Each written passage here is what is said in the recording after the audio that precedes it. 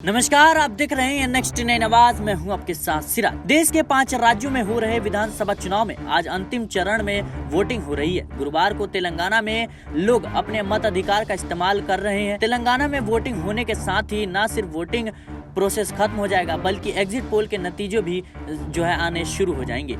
Exit poll के जरिए ये जानने की कोशिश होगी कि इस बार जनता का मूड क्या है और इस बार 5 राज्यों में क्या चुनाव परिणाम हो सकते हैं। आज शाम तेलंगाना की वोटिंग पूरी होने के बाद अलग अलग सर्वे कंपनियों के नतीजे सामने आने लगेंगे। हालांकि कई बार एग्जिट पोल के आकलन भी गलत साबित हुए हैं।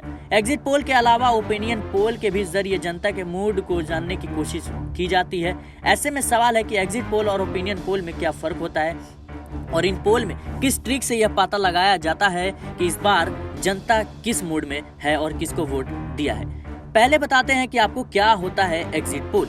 एग्जिट पोल में भी एक तरह का चुनावी सर्वे होता है। ये सर्वे उस वक्त किया जाता है जब वोटर्स मतदान केंद्र से वोट देने के बाद बाहर आते हैं। दरअसल जब मतदाता वोट देकर बाहर आते हैं तो उनसे सर्वे करवाने वाली एजेंसी के लोग पूछते हैं कि किसको वोट दिया और उनके क्या मुद्दे हैं। सर्वे कंपनियों के कुछ सवाल होते हैं जिनके जवाब के जरिए ये जानने की कोशिश की जाती है कि इस बार जनता का क्या मूड है और किस पार्टी को ज्यादा वोट मिल रहा है। ये सर्वे चुनाव होने के बाद होता है जिसमें बदलाव की संभावना नहीं होती है।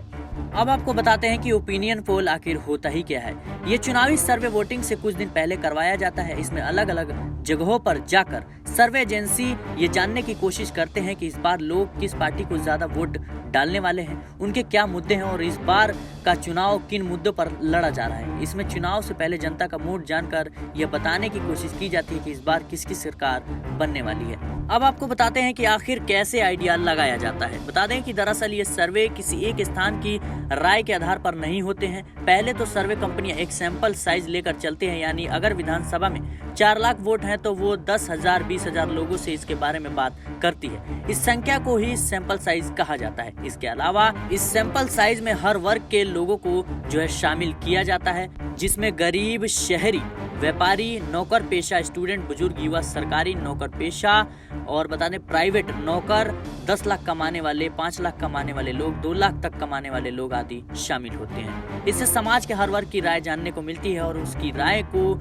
एक जगह का डेटा इकट्ठा कर रीड किया जाता है और उसके बाद नतीजे आते हैं। इस बार किसकी सरकार बनने वाली है, कई बार एग्जिट पोल सटीक बैठते हैं तो कई बार इनकी गलत तस्वीर सामने आती है। तो ये था कि एग्जिट पोल कैसे काम करता है और हम आपको आने वाले चुनावों के एग्जिट पोल बताएंगे। आप बने रहे नेक्स्ट 9 आवाज के साथ।